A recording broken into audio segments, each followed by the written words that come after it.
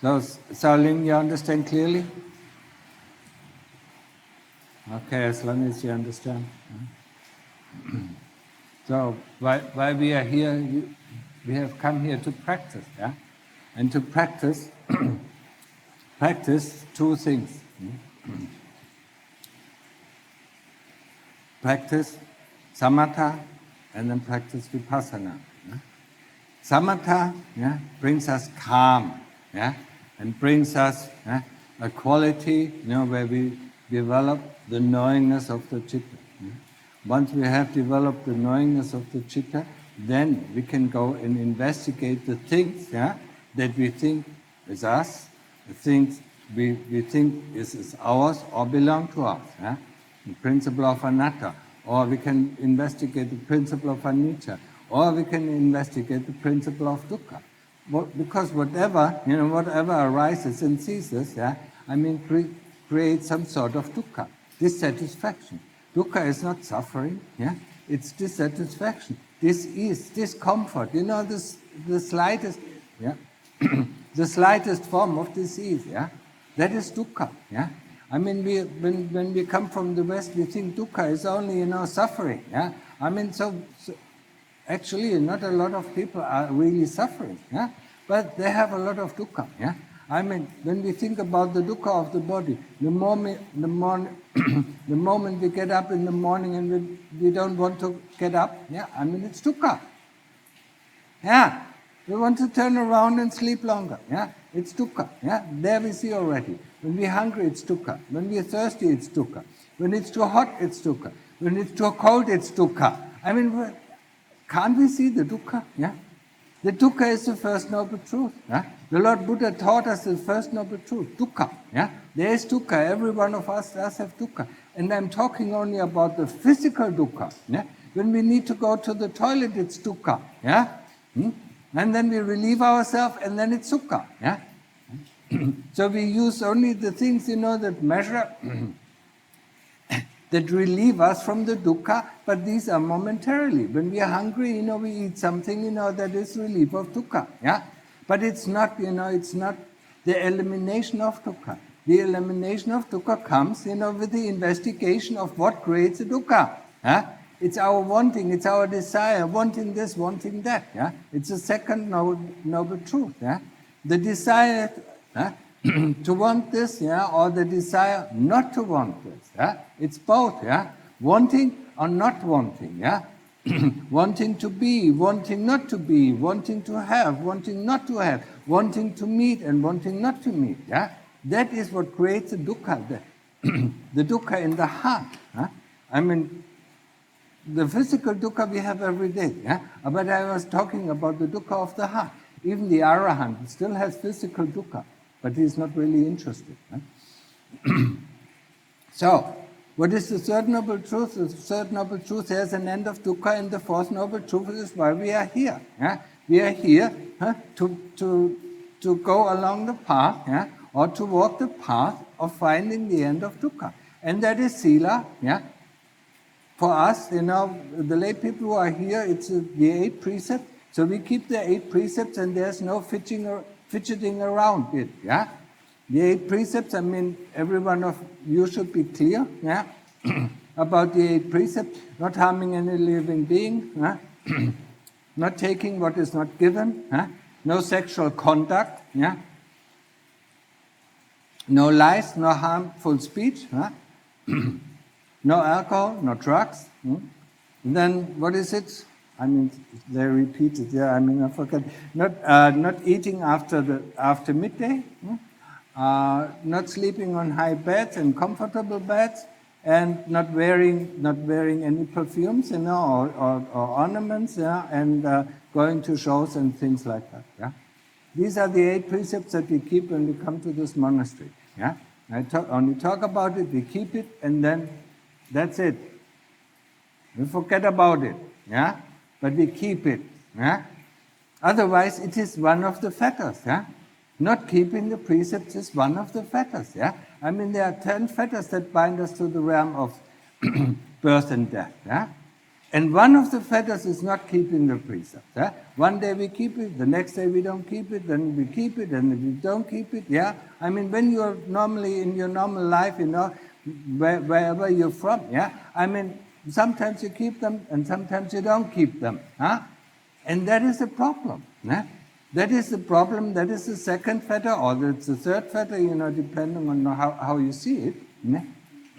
that keeps us from entering the stream, from entering the path, that leads to deliverance from dukkha.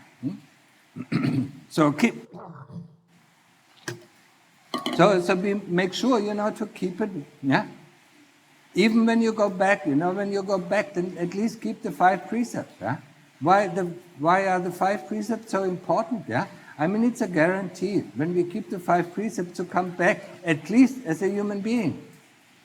If we don't keep the 5 precepts, we go to the lower realms. That is given. Yeah, that's for sure. Yeah, people maybe don't believe in heaven and hell. Yeah, but heaven and hell exist. Yeah, I mean, even in most of the religions, or probably in all of the religions, heaven and hell exist. Yeah, and we have been to hell so often. I mean, that's why we are actually afraid of hell. Yeah, because we know how it feels like. Yeah? Anyway, these 5 precepts, keep us from going down to the lower realm. The lower realms is the animal realms, is the ghost realms, is the demon realm, and is the hell realms. Yeah, and the hell realms is it's full. Yeah, it's full of beings. Yeah, I mean, just looking at this world, what they do, and how many things they are doing, how bad things they are doing. Yeah, I mean, they all go to hell. Yeah? There's no way that they can't avoid it. Yeah. And, they suffer a lot in the hell, and then they come back as a human beings, because some days they have kept the precepts, so they can come back for a while, yeah, and then they do the same thing, yeah. They do the bad things, because they were oppressed in hell, yeah. And in German we say the oppressed of today is the oppressor of tomorrow, yeah. So they come back and oppress other people, and then to go to hell again. And that is the normal cycle, yeah. Huh? Human life, hell.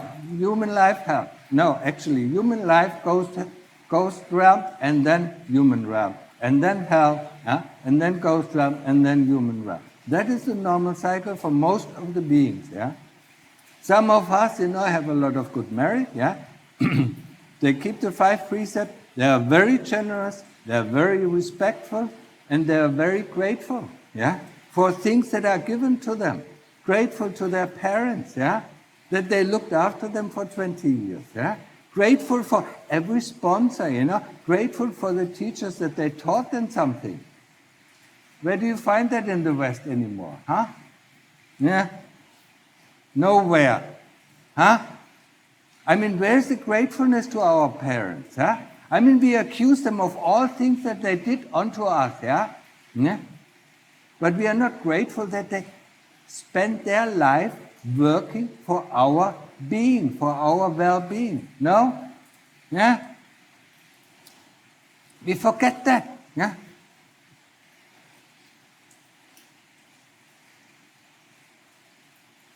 Just like the West, yeah?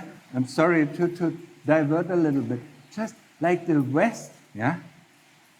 Forgot the gratefulness toward Gorbachev that allowed the reunification of Germany without a war. Where is it? Nowhere. Yeah? I mean, we take things for granted. Yeah, our parents should there be for us. Yeah, that's what we take for granted. This, should be given to us. Yeah, no, our only right is our Kamma. Yeah, whatever we have done unto other people. Yeah, that is what is our right. Be it good or be it bad. Yeah, if we have done a lot of good things for other people. Yeah, I mean. Wherever we go, people will do good for us. Yeah? And if we receive a lot of bad things, then we know, how we treated people in the previous lives. Yeah? So, remember this. Again, keeping the 5 precepts, being very generous, being very respectful, and being grateful. Yeah? And these things, yeah, are not only condition for going up to heaven, yeah, but they are also a condition for practicing. for practicing the path that leads to the end of dukkha. Without these things, we don't go anywhere. Yeah? Without gratitude, without being grateful for the Dhamma that the Lord Buddha taught us, or for the, for the teachers, they try to teach us the Dhamma, no, but we are not perfect, yeah. I'm not perfect, yeah. So I do make mistakes, yeah, sometimes, yeah. Yeah. But still, I try to do my best, to teach you, yeah? To show you the path, that leads to the end of dukkha, yeah. That is what I'm trying to do. Yeah? Being grateful for what is given. Yeah? Being grateful for the teachers we have. Be it school teachers, be it university teachers, or whatever. I mean, how difficult is it? Yeah? I mean, we are not taught, especially when we come from the West, we are not taught like this. Yeah? We are taught to demand. Yeah? This I should get. Yeah? Carlos, he smiles. Yeah. But that's it, yeah? I mean, I come from the same society, I come from the same education, and I know, yeah? I mean, it is taught to us, I mean, this should be this university or this professor should teach like this, and this like this, and we should be taught like this and this and this. This parent should give us this and this and this, yeah? That is how we are taught, yeah? We are not taught to be respectful, yeah? Also respectful to the parents. We are not taught to be grateful, to the things that are given to us, yeah? I mean, even somebody gives you an apple, be grateful. Or a piece of cloth, or the kuti, here in the monastery, yeah? A place to stay, You don't have to pay anything. The only thing that we expect is that you use this place, to practice, yeah? Everything, that is here, is given for free. The food in the morning is for free. How can we not be grateful? These people get up at 4 o'clock or 3 o'clock in the morning to cook food for us. Huh? And then they come to the monastery and offer it, so that we can live the holy life, yeah? And we forget that, we tend to forget that, yeah? Where is this gratefulness? Okay, the monks go out on Pindapat and collect some of the alms, but not all of the food that we get here is collected on the alms round. Some of the lay people come, with big pots, and with the food, that they cook up, 3 o'clock or 4 o'clock in the morning and bring to the monasteries, yeah? Please, yeah? Develop this because it is important in our practice, yeah? If we don't have these, yeah? I mean, how do you think, Sotapanna, yeah? A stream mantra.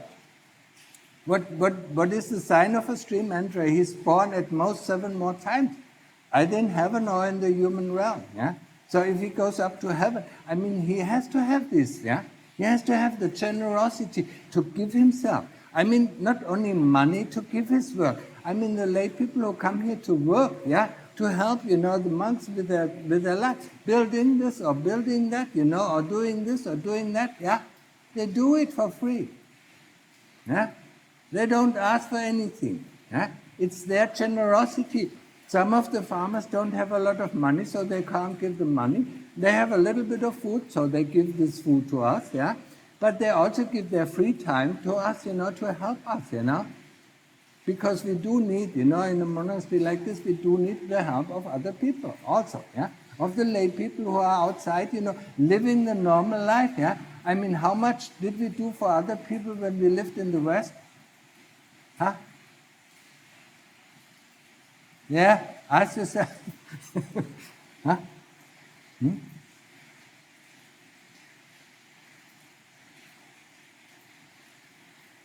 So that's why it is important, yeah? I mean, without gratefulness, without generosity, and generosity, as I said, it's not only money, it's helping, yeah? It's helping with his whole body or helping with his mind, sometimes, in any kind of form. It's generosity, yeah? Giving, yeah? And then there's gratitude, yeah? And respect, yeah? In the West, yeah? I mean, when I talk about respect, in the West we respect only people that we like. No? We only respect people that we like. Yeah? But every person, yeah, deserves our respect. Yeah? Why does he deserve our respect? Because he is born as a human being. Huh? No matter what he does, when we talk about respect, we don't respect what he does, but we respect the person or the being that is, behind this human body. Yeah, this is very different. Yeah, we can respect, we can respect the most brutal person. Yeah, we can even respect our own murderer. Yeah, but we don't have to value what he does. Yeah, we can think, this what he does is bad. Yeah, but we still can respect him as a person because he had the privilege to become a human being. And how many human beings? Yeah? I mean, at the moment there are a lot of human beings. Yeah? But when you compare it to how many beings are in hell, it's nothing. Yeah? So be able to become a human being, we can respect that. Yeah? But respect doesn't mean that we have to think what he does is good. Yeah? We don't have to value this. Yeah? But we respect him as a person, as a being, that is on his way. Yeah? So we can change, for instance, we can change a bad person, change him slowly to become a good person. Yeah? But if we disrespect him from the beginning, we don't even make the effort. Yeah? You understand that? Yeah? That is just the preliminary things that we need before we even can to start practice. I mean, the sila, and the generosity, gratitude, respect are the preliminary things. And then we can sit down. And when we sit down, when we have these preliminary things, to a certain extent, of course not perfect, to a certain extent, then we can go into samadhi. Yeah? When we go into samadhi until there's no more thoughts and there's no more memory coming up, then we see a reality that most of us don't even know. Yeah? It's the present moment, where things are happening, where there is no future, where there is no past, where there is no fear, where there is no worries, yeah? Where there is no loneliness. Yeah? It's called samadhi, or upachara samadhi, or access samadhi, or however you want to call it. Yeah? The moment thought and memory stop. Yeah? I mean, that is at least the place that we need to go to take a breath. I mean, I call it the safe house. Yeah? Or you can call it, when you were little kids, you can call it your home, yeah, where you could run to when other people, were chasing you or were beating you up, you always run back home, and then you felt safe. Huh? Some of us might remember that, yeah. So this is the safe house where we can go, yeah, at any time, and we should develop it so that we can go there at any time that we need to go there, yeah. When something is very difficult, in our practice, in the practice of investigation, then we need to retreat to the safe house to recuperate ourselves, yeah? to re-energize ourselves. Once we re-energize, yeah, just like when we go home and the parents said, oh, it's not so bad, get some ointment and so on, and then we can go out again because we are strengthened, yeah? We are revitalized, yeah, or we re-energize. And that is the importance of samadhi. Yeah?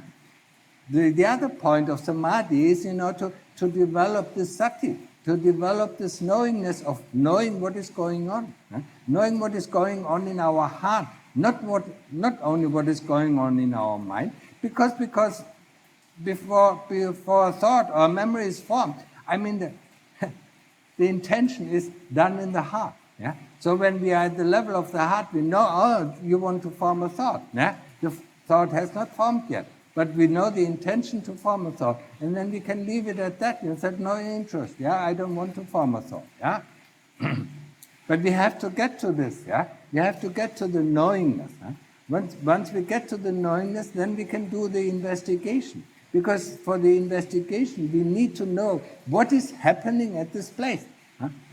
It's just like you use your physical eyes and you observe the animals. No matter if it is the squirrels, or if it is the chickens, or if it's the ants, yeah, or the birds, you observe what they're doing and you know what they're doing. You don't have to mentalize it. Yeah? You don't have to form an idea about it. You just observe and you know instantly. Huh? How do we know these things? Yeah? Huh? We don't have to form a thought, oh, now these ants build a road, No, we see they are building a road. Yeah? We see they're forming a nest. We see they're escaping the rain. Yeah? Because when we see them, then they go climb up, then we know the rain is coming. Yeah? So we learn from it. Yeah? And this kind of observance we need, for investigation. And what do we investigate? Yeah? I mean the 5 khandhas that we are attached to. Yeah? Or, whatever you call it. I mean the first thing is the body. Yeah? Just like people are attached to their car in the West, They love their car, I mean, think about these Germans, every Saturday, they wash their car, they wipe their car, they wax their car, There shouldn't be any scratch on the car. It's great.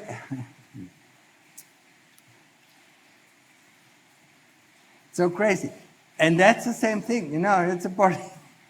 It's nothing else. We are attached to this body, yeah? But we are not only attached to this body, we are attached also to feelings, yeah? We see, oh, this is my feeling. No, it's a feeling. Who knows that there is a feeling, yeah? I mean, I often emphasize, about the principle of anatta. Whatever we can see, whatever we can know cannot be us. The ants that we observe are not us. Huh? The feeling that we know about is not us. The thought that we know about is not us. The memory that we know about is not us. It's just like the cloud or just like the rain passing by. When the rain stops, the rain is gone. Yeah? When the thought, stops, the thought is gone. Yeah? And then the next thought comes. Yeah? Now the rain...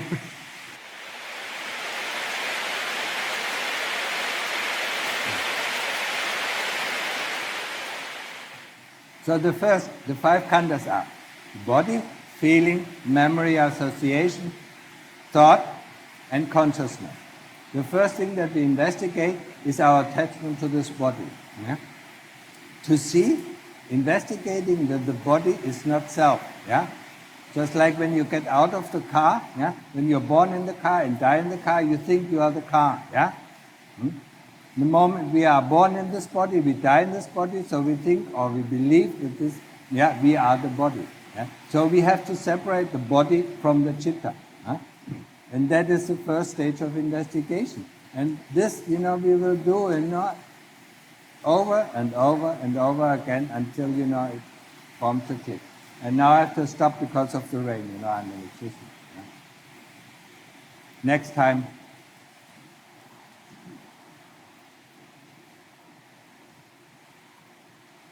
The Kilesas didn't want me to go on.